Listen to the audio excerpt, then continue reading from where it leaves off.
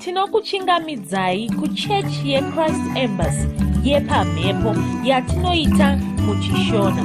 Iko zvino hapachina chikonzero chokupedza svondo rose usina kupinda chechi, nokuti painopindwa unenge usipo, kuda wakanga uri kubasa pakaenda vamwe kuchechi, kuda wakanga uri parwendo, kuda chechi yeChrist Embassy haisati yakuwanikwa kwaunogara, kana kuti unofarira hako kudzidza shoko raMwari nechishona.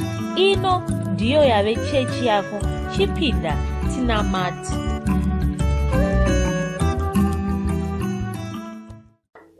Tinokugamuchirai pamunamato wechechi yeChrist Embassy watinoita pamhepo muchishona. Tinovimba makava nesvondo rakanaka.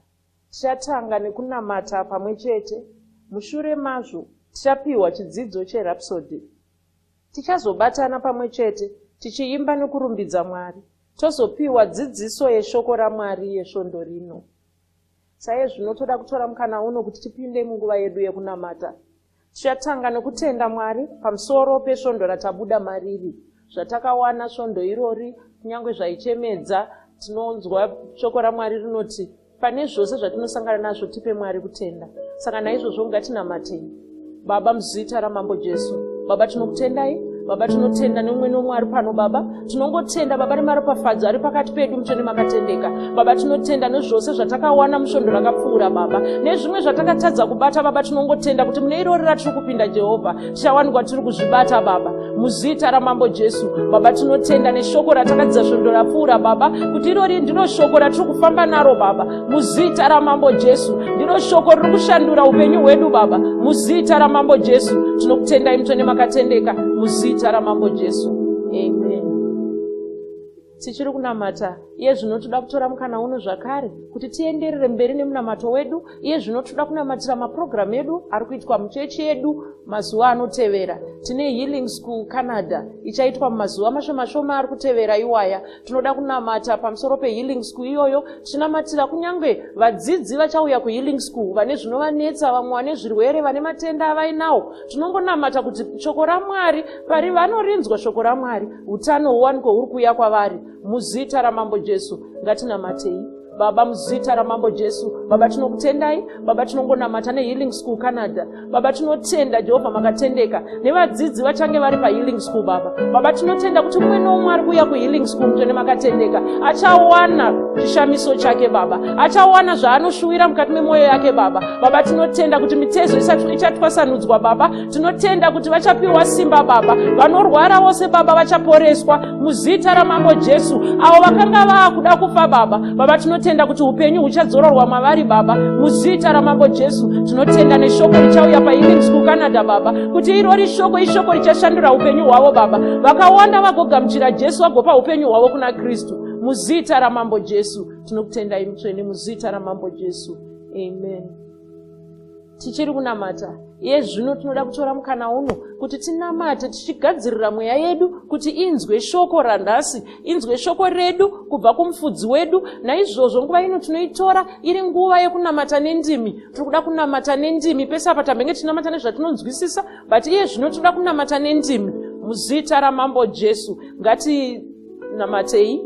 Rika sata riko soto toria kakasa, riko soto rika sata taria kakasa tariko so, riko soto toria kakasa tariko so, tata riko soto rika sata taria kakasa, tata taria koko soto toria kakasa tariko so, rika sata taria koko so, rika sata riko soto toria kakasa, muzita raMambo Jesu. Amen.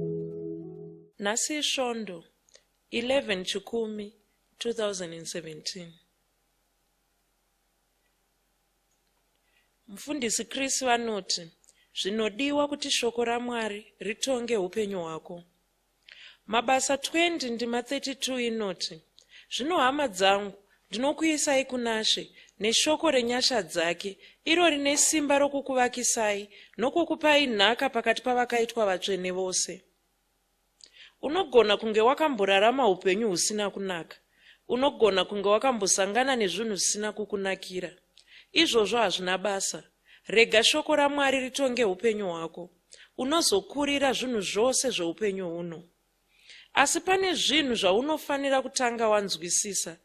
ndiko kuti upenyu hwako hutongwe neshoko raMwari.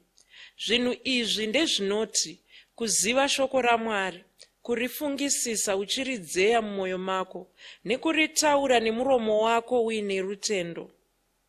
Asi iwe unofanira kutanga waziva shoko raMwari. Izvi ndizvo zvakanyanya kukosha. Zvisizvo hauzogoni kushandisa shoko iri muupenyu hwako. Shoko iri ndiro rinofanira kutungamirira pfungwa dzako, ndiro rinofanira kutungamirira mashoko aunotaura, ndiro rinofanirawo kutungamirira zviito zvako. Muna Hosea 4:6 Mwari vakati, vanhu vangu vaparadzwa nokushayiwa zivo. Zivo yavaireva haisi yekuziva zvinoitika munyika, izivo yeshoko raMwari. Saka iwe unofanira kuziva shoko raMwari. Zivo iyi ndiyo inoita kuti ubudirire, ndiyo inoita kuti upenyu hwako hufambire mberi, ndiyo inoita kuti upfume. Hapana chimwe chinhu chingakubatsira nenzira iyi. Ndicho chikonzero Mwari vachida kuti udzidze shoko ravo. Ramba kusaziva, zviwanire shoko raMwari. John 8:32 inosimbisa izvi. Inoti, muchaziva zvokwadi, nezvokwadi chakusunungurai. Chechipiri, unofanira kufungisisa shoko raMwari. Unofanira kuridzeya mumwoyo mako. Shoko iri rinofanira kugara riri mumwoyo mako, rinofanirawo kugara riri mumuromo mako. Izvi zvinozoita kuti shoko iri rivhengane nemweya wako. Zvarinotaura ndizvo zvinozoonekwa paupenyu hwako, ndizvo zvarinozosika mauri. Joshua 1:8 inotaura pamusoro pekufungisisa uku.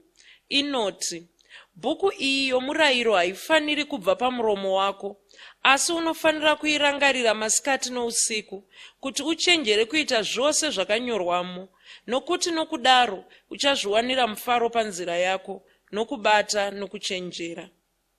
Saka iwe unofanira kufungisisa shoko raMwari. Unofanira kuridzeya mumwoyo mako. Unozopedzisira wava kugona kutongwa neshoko iri. Shoko iri rinozopedzisira rava kugona kuita zvarinoda mauri. Unozopedzisira washandurwa. Mweya wako unozogwinyiswa. Izvi zvinozoita kuti ukunde muupenyu. Chokupedzisira, unofanira kutaura shoko iri. Ritaure nemuromo wako. Ritaure wakashinga. Ritaure uine rutendo mariri. Kuita izvi kunozoshandura upenyu hwako. Zvirwere zvingatsvaka kukurwisa. Kutya kungatsvaka kupinda mauri. Usarega zvinhu izvi zvichiuya. Taura zvakataurwa naMwari pamusoro pako. Zvinhu izvi zviri mushoko ravo. Zvitaure uchidanidzira. Iti, ini ndava neupenyu hwevaMwari. Ndakatokunda ndikapedza. Ndava muna Kristu. Saka ndinokurira zvose zvandinosangana nazvo. Zvombo zvekuparadza zvingagadzirwa hazvo, asi hapana chimwe chazvo chingandikuvadza. Izvi ndizvo zvaunofanira kuita. Ndizvo zvinoita kuti shoko raMwari rigone kutonga upenyu hwako. Ndizvo zvinoita kuti simba reshoko rigone kushanda muupenyu hwako.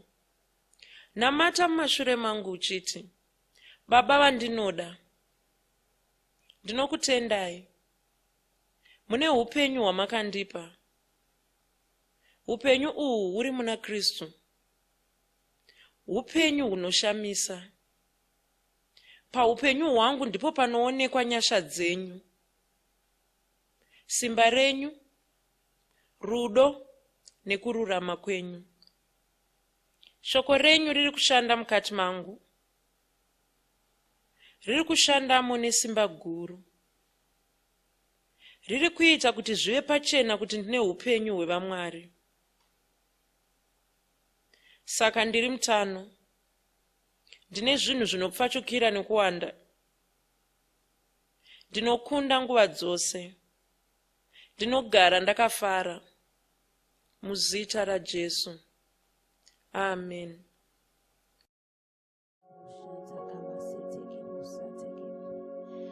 Kubva narini, kusvika narini, hamushanduke. Ishe wangu,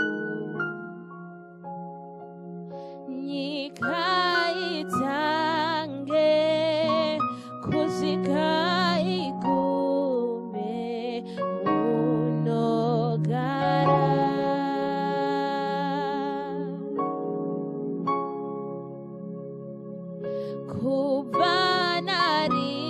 kubanarini kusikanarini hamushanduke Jesu nyikaitange kusikaigume munogara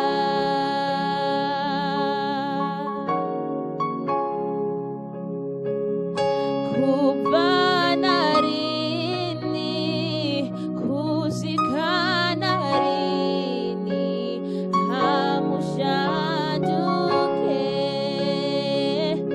hamushanduke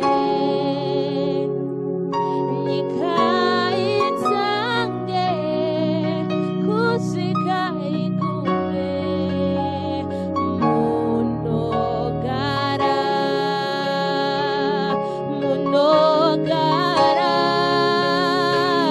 ndinosimudza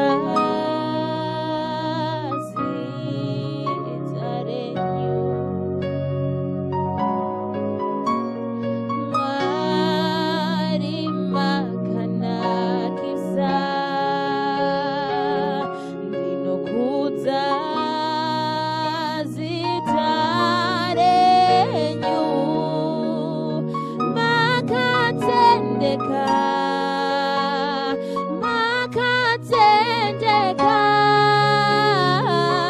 ndinosimudza zita renyu Mwari makanakisa ndinokudza zita renyu Jesu makatendeka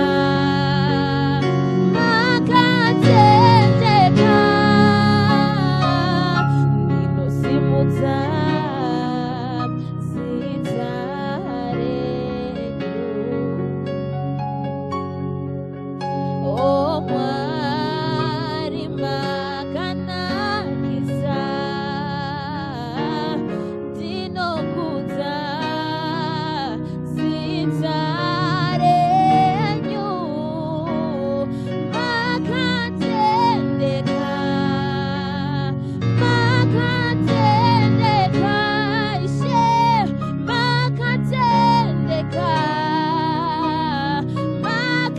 makatendeka ishe munoshamisa baba munoshamisa makanakisa makanakisa ishe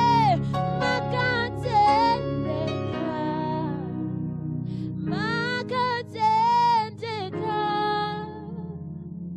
ndinosimudza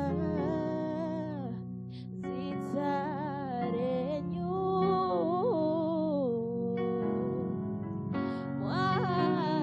Mwari makanakisa ndinokudza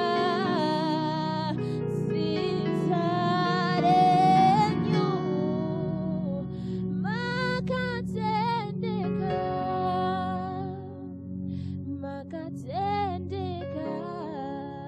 sakabosha tererebosa kamata sakamashatsa kabaya munoshamisa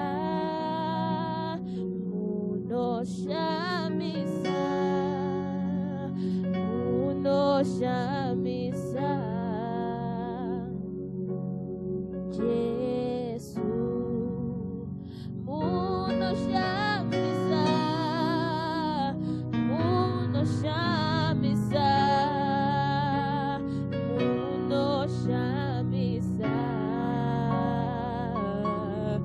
Jesu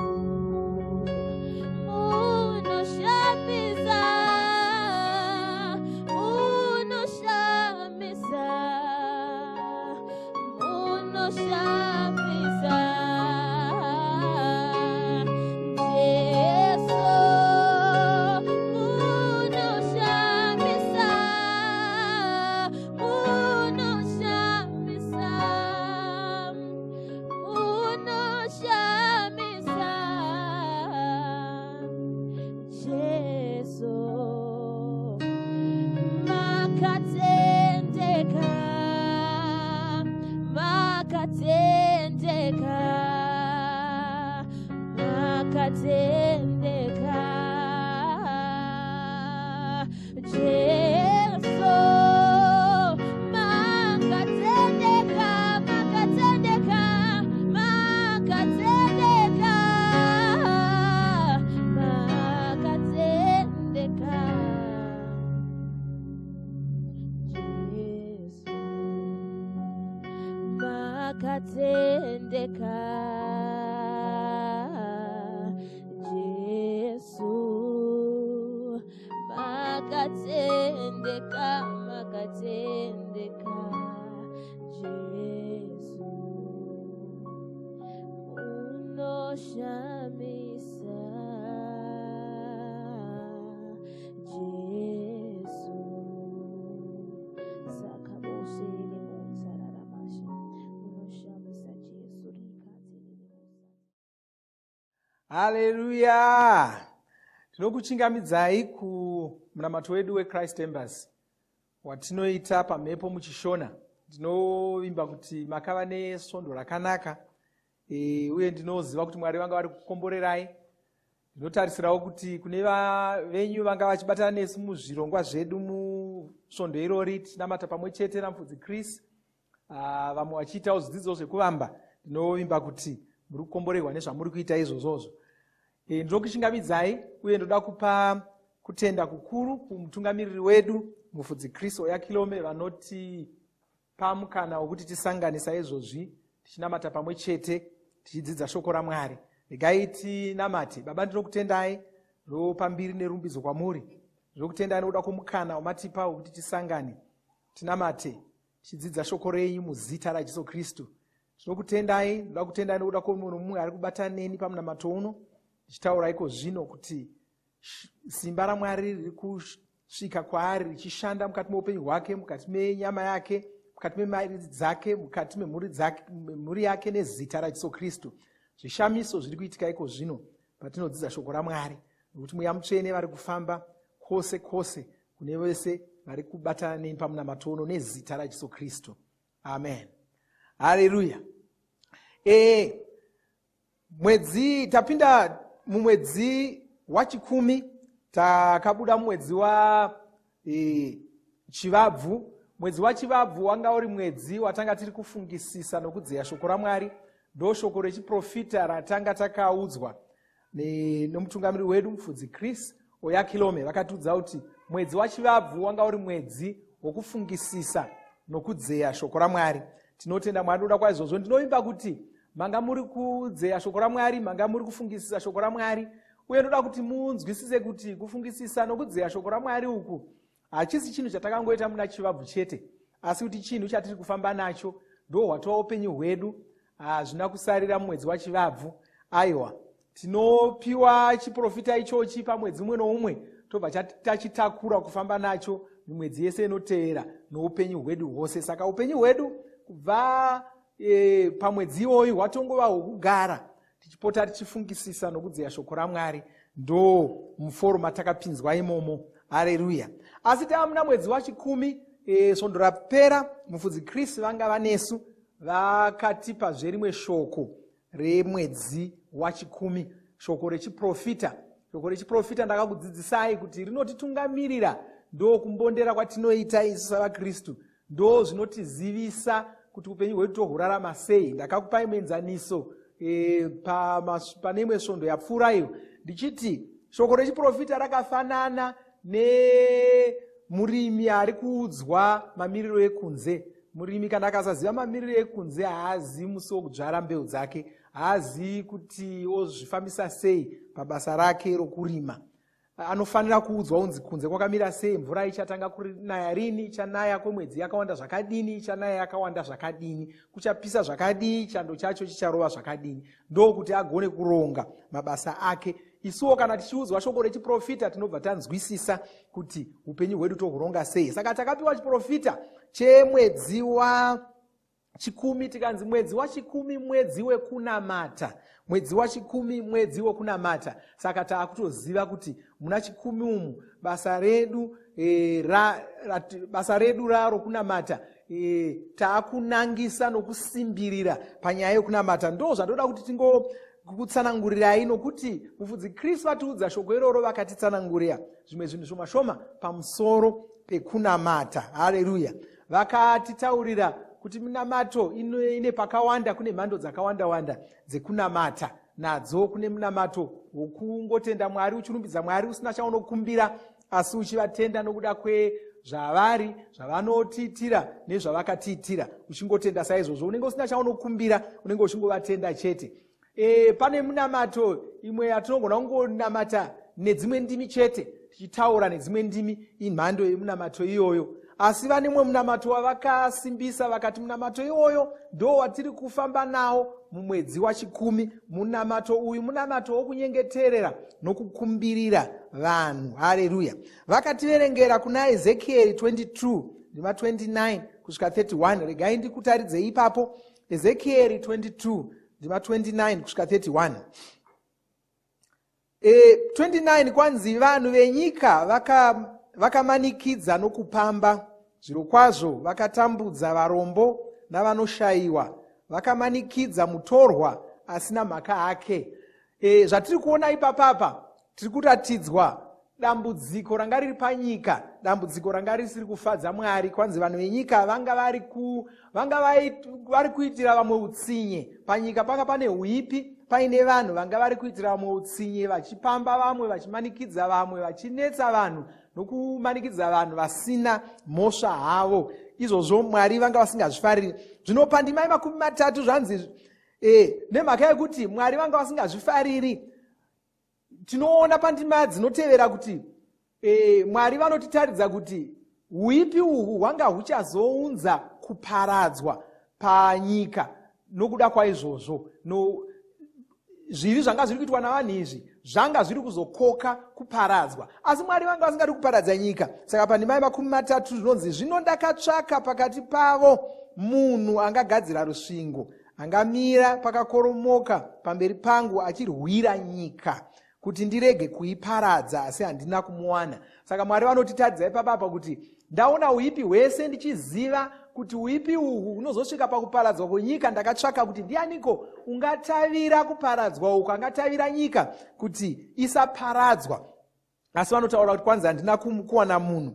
Zvonzi pandima ye31, naizvozvo ndakadurura shungu dzangu pamusoro pavo, ndakavapedza nomoto wehasha dzangu, ndakauyisa zvavakaita pamisoro yavo, ndizvo zvinotaura Ishe Jehovha. Saka nemhaka yekuti vakashaya munhu wakagona kumira achitavira nhamo iyi, achitavira kuparadzwa uku, achidzivirira nyika, nemhaka yekuti vakashayiwa munhu wakadaro, vakabva vasiya nyika yachiparadzwa, vakabva vaparadza nyika. Ndokunyora kunoita muprofita ipapapa. Nyika yakabva yaparadzwa, vanhu ava vakabva vaparadzwa. Mwari havadi kuparadza nyika, ndosaka vakatanga nokutsvaka kuti ndiani ungatavira. Ndo zviri kuitika nyangwe iko zvino.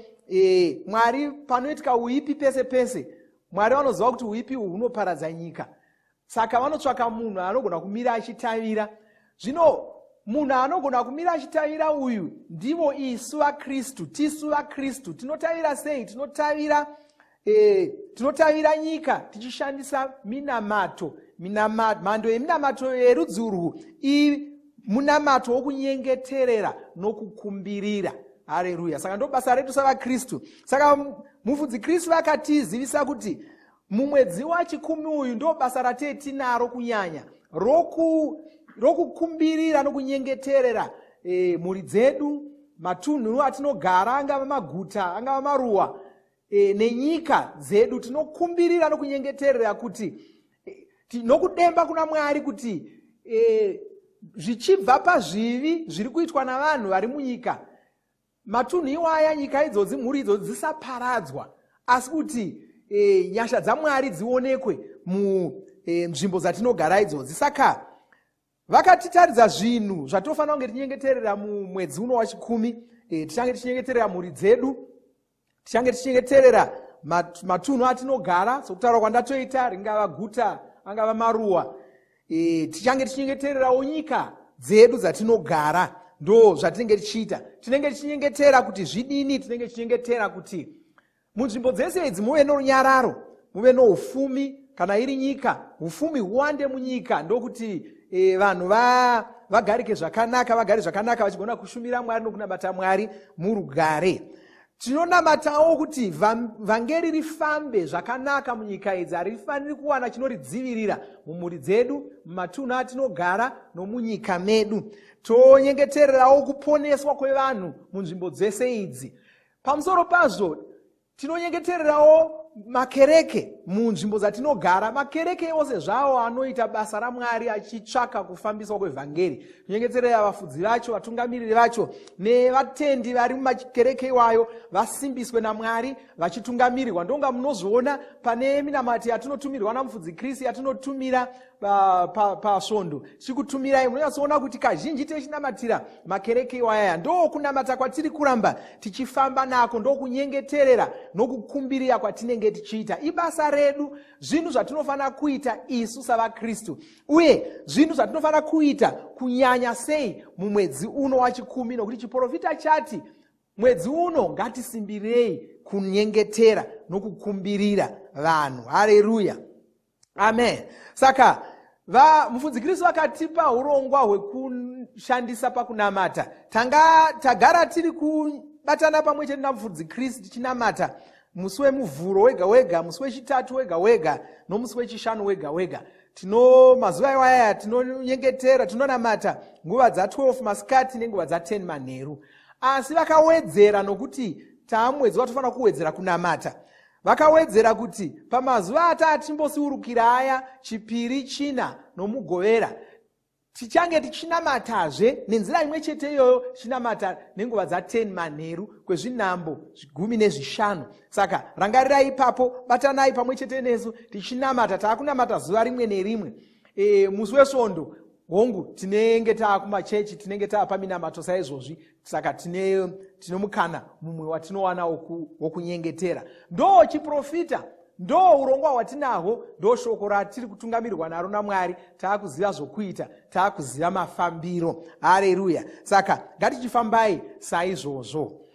Ndakavimbisa zvekare kuti svondo rino takati ndo svondo yedu yesungano yoruwadzano. Sungano yedu ndeyechiko? Sungano yedu ndeyekufambiswa kwevhangeri. Ndo pane mawirirano edu, ndo pane chisungo chedu, ndo zvatakananga sekereke, seboka. Tichaona mamwe masvondo atichatsinhira nyaya iyoyo, asi sungano yedu iri pakufambiswa kwevhangeri. Vhangeri rino imwe nzira yatinoshandisa kufambisa vhangeri kushandisa mari, nokuti kuti risvike kuvanhu vakawanda rinoda mari. Saka ndakakutaurirai kuti nhasi uyai makagadzirira mari dzenyu, mobhadhara mari dzenyu dzesungano dzekubatsira kufambiswa kwevhangeri. Saka ibvai matoita saizvozvi. Regai ndikurangaridzei kuti munobhadhara mari dzacho sei. Kana muine ecocash munogona kurova nhare dzinoti *151*2*5*5 *58*225# mobva matevera zvinenge zvitaurwa neecocash ipapo. Kana wanga usina ecocash, unogona kukumbira shamwari yako ine ecocash kuti shamwari, ndoda kutumirawo mari yangu. Pane makunyora paya kuti mari iyi ndeyechii, kana kuti chaunga chako ndechipi, unobva wagona kungoisawo zita rako ipapapo, tobva taziva kuti ndiwe watumira mari yacho. Kana kutuma iri nhare kana iri tsamba, motitaurira kuti ndakabhadhara mari yangu yakati, tizive kuti ndiwe wakaitumira. Haleluya. Saka ibvai maita saizvozvo, tibatane pamwe chete, ndo chisungo chedu, ndo pane mawirirano edu. Takavimbisa zvekare kuti tichange tichidya muviri waKristu pazuva ranhasi. Saka ndo zvimwe zvatinoda kuita iko zvino. Toda kuti tiwane nguva, ndinovimba kuti makatogadzirira chingwa chacho, uye ndinovimba kuti makatogadzirira zvinwiwa zvacho zvekuti mugoshandisa iko zvino. Rega ndikokuverengerai ndima ndigonamata, tigobva tatora chingwa ichochi nechinwiwa ichochi. 1 Vakorinda 11:23 kwanzi, nokuti ini ndakagamuchira kuna Ishe icho chandakakupaiwo, kuti Ishe Jesu nousiku hwaakapandukirwa hwakatora chingwa, akati avonga, akachimedura, akati torai mudye, ichi ndiwo muviri wangu unomedurirwa imi, itai izvi muchindirangarira. Saka tinoita izvozvi tichirangarira rufu rwaJesu Kristu, tichirangarira Jesu Kristu. Saka torai chingwa chenyu tinamate. Baba, ndinokutendai ndinopa mbiri kwamuri, ndinopa kudzo kwamuri, ndinokutendai nokuda kwemuviri wenyu wakamedurirwa isu, kuti tiwane utano hwakanaka, tiwane rugare. Tinokutendai, tinogamuchira utano ihwo munyama yedu iko zvino. Ndinonyengetera mumwe nomumwe ari kubatana neni pakudya ikoku, ndichitaura kuti utano hwakanaka hunozara mukati momuviri wake muzita raJesu Kristu. Ndodzingira zvirwere kure nenyama yake nezita raJesu Kristu. Amen. Zvakanaka, munogona kumedura chingwa ichocho mobva madya zvenyu.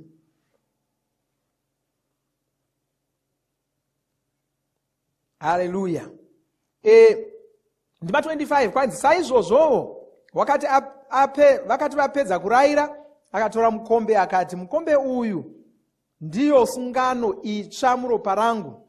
Itai izvi nguva dzose kana muchinwa muchindirangarira, nokuti nguva dzose kana muchidya chingwa ichi kana kunwa mukombe uyu munoparidza rufu rwaShe kusvikira achiuya. Torai chingwa chenyu, motora zvishoma shoma, tonamata. Haleluya. Ngatinamatei. Baba, ndinokutendai, ndinopa mbiri nerumbidzo kwamuri. Ndinokutendai Jesu Kristu nokuda kweropa ramakateura pamuchinjikwa kuitira kusukwa kwezvivi zvedu, nokutitangira sungano itsva ine vimbiso nezvipikirwa zvakanaka. Ko zvino taagona kugara muutano hwakanaka, taakugona kurarama sevakundi, tava kuverengerwa muchikwata chevanhu vaMwari, verudzi rwaMwari, nokuda kwesungano yamakaita iyoyi, nokuda kwerufu rwenyu pamuchinjikwa. Tinokutendai tichirangarira zvamakatiitira pamuchinjikwa. Tinoropafadza mukombe uyu muzita raJesu Kristu. Amen. Zvakanaka, mochibva watora mukombe iwoyu wochiunwa.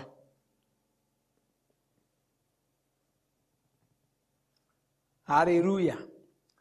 Ngatimbotora chinguva chidiki chokuti tingotenda Mwari pamusoro chidyo chatawana ichochi. Ngatinamatei. Baba, tinokutendai, tinopa mbiri kwamuri. Tinokutendai nokuda kunaka kwenyu, tinopa kudzo, tinopa mbiri kwamuri. Tinokutendai nokuda kweropa renyu ramakateura, nokuda kwomuviri wenyu wakamedurirwa isu. Tava norugare nhasi, tava noutano hwakanaka, tava kubudirira mupenyu, tava kunziwo vana vaMwari. Tinofara nokuda kwezvamakatiitira imi Jesu. Amen. Haleluya. Zvakanaka.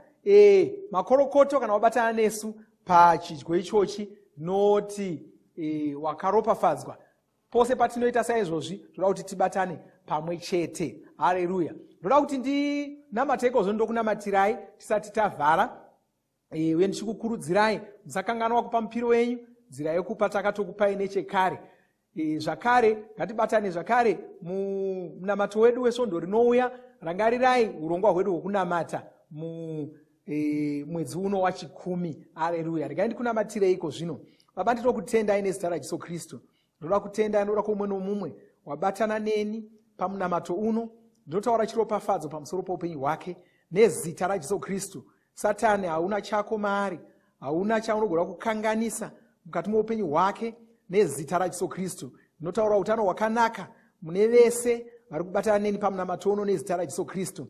Muzita raJesu Kristu vanoona, vanorarama upenyu hunokubudirira. Chose chavanoita chinobudirira nezita raJesu Kristu. Vanobudirira kumabasa avo, vanobudirira mumindu dzavo, vanobudirira kuzvikoro, vanobudirira mune zvese zvavanoita muzita raJesu Kristu. Amen. Haleluya. Zvakanaka, ngatisangane zvakare musvondo inouya.